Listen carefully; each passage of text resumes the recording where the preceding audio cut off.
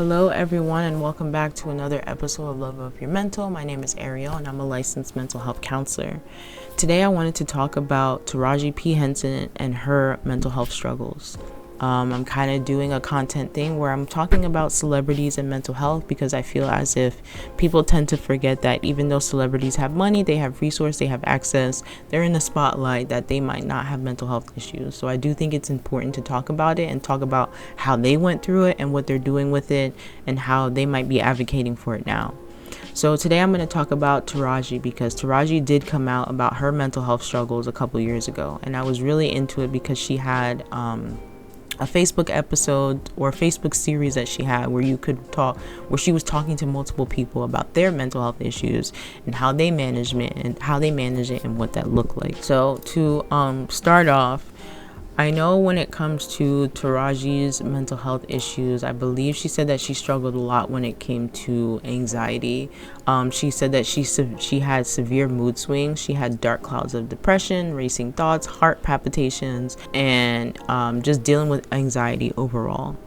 So for her, I remember in one of her videos, she said that she was kind of masking everything that she was going through substance use. She was smoking marijuana, she was drinking, and kind of just moving on through life as if nothing was going on, which is kind of the things that we see now just in general, is that people will think that they have a mental health issue, or people will know that they have a mental health issue, and they won't really do much about it. They just think that they can just move on through life and that things will just get better. And so they will mask the pain with some type of substance, or they will do it with some type of activity, maybe playing video games or going shopping, or eating, things like that. And the issue that happens with that is that you are not addressing the emotion that you're going through. And so your body is holding on to all these things that you're going through, even though you're waking up, how you can every day, and you might not necessarily be experiencing symptoms on a daily basis. Your body is still holding on to all that stuff that you are going through. So there might be moments where you might get triggered and you don't know what you're getting triggered from, or you don't understand where that's coming from. And it could just be a response through what your body is going through or what you're holding on to. And, and I've said this before, a lot of times we have somatic symptoms, which is basically like physical symptoms, and we don't know where it's coming from. Like you might have a lot of headaches, you might have stomach aches, things like that. Like she was saying, like racing thoughts, heart palpitations, and you don't know where that's coming from. You're like, I'm doing fine.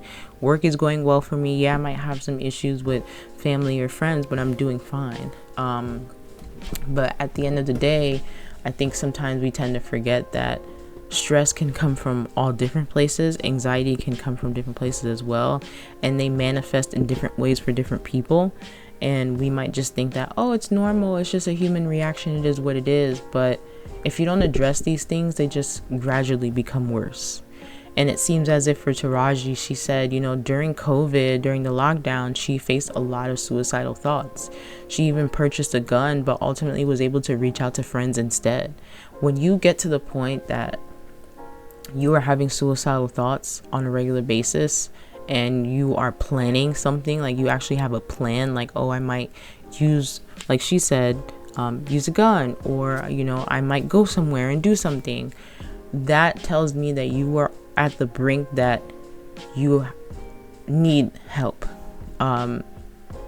There are moments that people might have what we call fleeting suicidal thoughts, like, oh my God, I can't go through this. This is so stressful. I don't know what I'm going to do. I don't want to be here. Right? We go through things, we get stressed. Not everybody thinks like that, but there are some people who do, and they don't actually go and do something. But then you have other people where it's like they've gone through stuff for so long that the suicidal thoughts are starting to make more sense to them, to the point now where they're like, okay, maybe I can follow through with this and, start doing things like purchasing guns and doing this and that. But ultimately for her, it seems as if she didn't want those thoughts to take over to her, that she was able to reach out to her friends. And that takes a lot of courage. It takes a lot of courage to just reach out, period.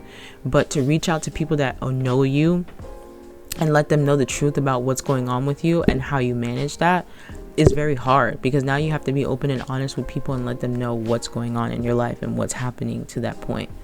So I do think for her, it was a lot, not only just going through that, but having to go through that in the spotlight and addressing that and having to come out about that is a lot.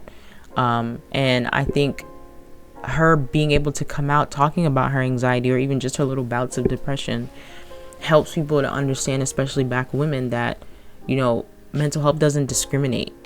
Anybody can be affected by mental health at any age. You know, you could be young and be going through it.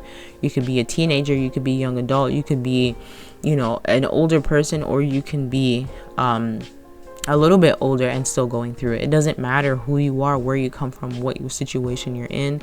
Mental health will always play a factor into your life, and that doesn't necessarily mean something as bad as having anxiety or depression. It could just be a matter of not giving yourself enough self-care. It could be a matter of going through a bunch of traumatic stuff and holding on to that trauma, and having that PTSD and not really addressing it, to the fact that loud sounds trigger you or things like that, and you're just walking on eggshells. So there is a part where you do need to realize, okay, have I been holding on to things and suppressing things for so long that I've made it my normal? And when do I actually start addressing that to be able to live a life comfortably, even though I've been through a lot of things, or I'm still going through things currently? So she did talk about her father, Boris Lawrence Henson, who was a Vietnam veteran who suffered through PTSD and addiction.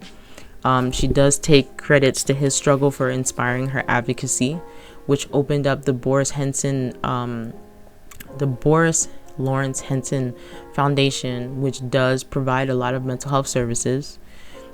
She did say after her father's passing in 2006 and her son's father's murder in 2003, she faced a lot of significant emotional trauma. And she talks about this a lot, and just helping people understand that it's normal to go through things. You're going to have people in your life that have been through stuff. PTSD is a big thing, especially for people who have been to war or have been in those type of situations. It's not easy to go through a traumatic, hostile, stressful thing like that, or to come back into the world and function through life as if everything is normal. The thing is, you're going to have situations that might trigger you. And I think for her dad, that was a lot, dealing with that. And then that also runs into addiction, because like I said before, people will mask their pain with alcohol, with drugs, or whatever the case may be. And when you put those two together, a lot of times people end up not being here anymore, or they end up having more situations in the future. Now, when it comes to her advocacy, she says that you know, she has testified before Congress, talking about, you know, mental health education in schools. She launched the Facebook series that I was talking about, Peace of Mind, where she discussed mental health and interviewed public figures like Gabrielle Union, Mary J. Blige, and just talking about different mental health struggles that they have been through. And you know, she just continues to talk about mental health and why it's important. She also spoke about her spiritual journey that she went through after she, you know, had her suicidal thoughts, and what that did for her. And I do think that having journeys like that is very important, whether it is something spiritual, whether you take time off for yourself. That could be a week, that could be 2 weeks. I think it's important to disconnect from everything that you're going through, because we function in a society where it's just on the go, and we don't necessarily get a chance to do the things that we want to do. Or if we do, sometimes we feel guilty because we're just so used to working and being able to earn when we're able to take off. But honestly, if your mental health is impacted so much, you're not going to be able to be your full self when it comes to work, school, or whatever it is that you have to contribute your life to. If your mental health is not 100%, or maybe, you know, because the reality is it's not always going to be 100%, but if your mental health is not up there, you're not able to function, and you don't have a way of being able to manage everything, it's going to be hard for you to show up in these spaces and be 100% yourself, because in the back of your mind, you're still worrying about all these things. And not only that, you're still having symptoms when it comes to stuff like this. So I think for her, going on this spiritual journey, it really helped her to connect with herself. It really helped her to acknowledge the fact that she did have anxiety, she did have depression, and try to figure it out. And then not only that, she figured out what worked for her, instead of using medication or whatever the case may be. She does talk about therapy, which is very important, being able to just have a separate space to go and talk to somebody who is non-judgmental, non-biased, is really just there to help you lay it all on the table and try to figure out the moving parts of everything and what works and what doesn't work and how you should change things and how you should alter things. I do think that, her being able to just encompass that all really helped her and with her journey. And she does say that she practices therapy, prayer, meditation, yoga, journaling, and really just relying on her community and being able to have a therapist that is culturally competent and understands where she's coming from. And that's the other part that I do urge when it comes to mental health, especially in the Black community and the Caribbean community, is finding someone that understands where you're coming from. And that's not to put anything against those that are therapists that don't come from those worlds, but when you do have somebody that does, it makes you feel a little bit more comfortable because they understand where you're coming from, and on top of that, you don't have to explain where you're coming from. Now, there are some people who don't mind being able to explain that, but I know for myself and the things that I have been through and the people that I have connected with throughout my career, they want someone that understands. Like for myself, I have a Haitian background. I'm a Black woman. I come from New York, which is already a tough place, and now I live in Florida, which is a laid-back place. So being able to decipher between the two and having that understanding, people are like, oh, you get it, you understand where I'm coming from, you lived in the concrete jungle, you know exactly what it's like to be on the go all the time and not having time for yourself. Or being in Florida where it's a little bit more laid back and you kind of comfortable in that setting and not being able to go out and experience in the world and what that looks like. Those are two different kind of worlds, and having somebody who understands that makes a world of a difference for a therapy process. Not only that, being a woman, being a Black woman, and then being a Black woman who has a Caribbean background, that plays another factor, because being a woman is a big part in just this world and what we go through. And then being a Black woman and what that looks like from our cultural background, and then being a Black woman that is Caribbean and what that looks like, because the Caribbean culture has its own stance on what women are perceived as and what they should be doing in life and how they should be moving. Having somebody who has all those different parts, it helps people to be a little bit more comfortable. So I think for her, having that cultural competent person who probably understands where she's coming from, especially as a celebrity, I think part of it too helped her when it comes through that process. And that's why I try to emphasize to people that we're in such a good place when it comes to therapy and resources, because there's so many different therapists out there. There's so many people from all different walks of life, and therapy has taken such a turn when it comes to what you can expect and what you can get out of it, that it's kind of like, at least give it a chance to see if it'll work for you, instead of pushing it away because of what you've heard before or maybe what you've been through in the past. With therapy, it takes a little bit of a while to find someone that you can have a relationship with and that you're comfortable with, then expect for that to just happen off the bat. So it does take a little bit, but I think once you do find that person, it is rewarding and life-changing, and it seems as if that worked for her. She does emphasize the vulnerability over the strong Black woman stereotype, and believing that vulnerability is strength. And I believe that as well. You can't be a strong person without having some type of vulnerability or being able to take accountability in some form. Being strong is great.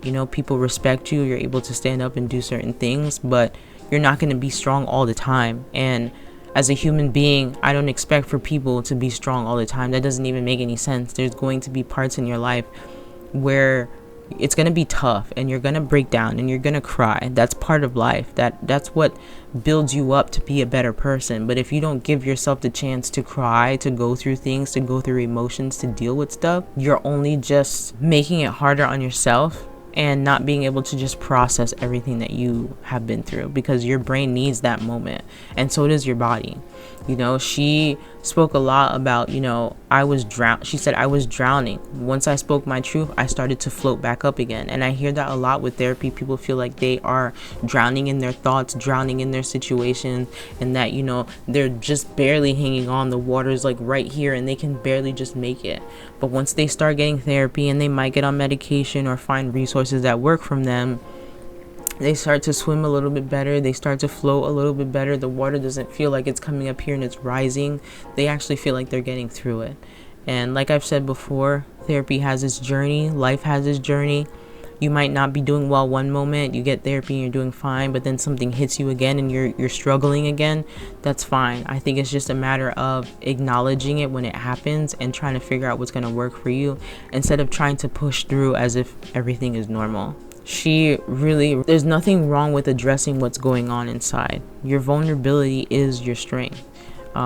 She really just is able to show us that I can show up as a strong black woman and also be vulnerable, and I can show up and be in all these spaces, because she does a lot, she does a lot of acting. She's in all these movies, she's in all these spaces, and I can only think about the pressures that come with that and what that lifestyle looks like, and to show up perfect in a way so that people think that you can show up, because in all actuality, mental health affects everywhere. Once somebody realizes, oh, you have anxiety, you have depression, you have this, it's like people put like a stigma on it. And I think for some people, especially when it comes to acting, I'm not sure how it works, but it might just be a thing of, oh, it might affect me getting some positions. They might think, oh, I have anxiety, I have depression, and I might be able to play this role well, or I might not be able to show up in the space as I'm supposed to. But she has shown us time and time again that she is a great actress and that she's able to show up and do her job and do what she's supposed to, regardless of what people think. So I do acknowledge her for coming out and being honest with us. And even in this quote, she says, for you to think that of the billions on this planet, you're the only one with mental health issues is fake news. Everybody goes through mental health issues. It might not be as extreme for one person as it is for another, but we all have anxiety. We all have moments where we have to go through grief. We all have moments where we have a ton of pressure on us. We all might have some moments where we get triggered, or we have some type of trauma or something that we've been through and that we've lived through, but we're all still here. And, a lot of that stuff does not stop. We go through life and we go through different things, and we're going to be affected, but you have to figure out what's going to work for you. And I think for her, she's figured out what's worked for her, and she's using her platform to show people that it is okay. But not only that, to be able to provide resources to other people so that they can continue to get the help that they need. Back in 2008, when they were doing the Boris Lawrence Henson Foundation, she did wellness pods at HBCUs and universities to help with kids to be able to get mental health issues, or to address their mental health issues. She did free therapy sessions with youth symposiums and joint campaigns with other people. She even said in a quote, a community that doesn't even talk about mental wellness, I felt like I had to get active, which is something that I am forever pushing for, is to let my community know, not only the Black community, the Caribbean community, to let people know that we all go through mental health struggles and we have to learn how to deal with them. We can't just be moving through life calling ourselves strong and acting as if, these things aren't happening, because they're going to happen, especially if you are somebody who has been affected through something and you just keep moving along as if nothing happened. A lot of times what tends to happen is we have a mental breakdown. So, I think overall with her message, it's, vulnerability is strength, therapy saves lives, and building community resources changes generational narratives. If we start now with being able to address things, it'll only change the generations moving forward. I know for myself, in my past generations, we did not acknowledge mental health issues, struggles, emotions, what that looks like. You just, oh, you're sad, whatever, get up, move along, figure it out. But in actuality, your brain needs time to process, your body needs time to process, and you deserve to be able to do that. So I think you have to learn to protect your peace and figure out what works for you. And reacting in survival mode for the rest of your life is not good, in the sense of what it does for you physically and mentally. So I think with her being able to stand up and show us that, you can be someone in this space and go through mental health issues, it also lets people know that, okay, I might have some issues that I might need to address, and if she can address them, then I can do the same thing too, and be able to function through my life. So I appreciate you guys for watching another video. I will continue to put the content out there. Let me know if there's anything else that you guys would like me to talk about, and I will see you guys in the next one. Bye.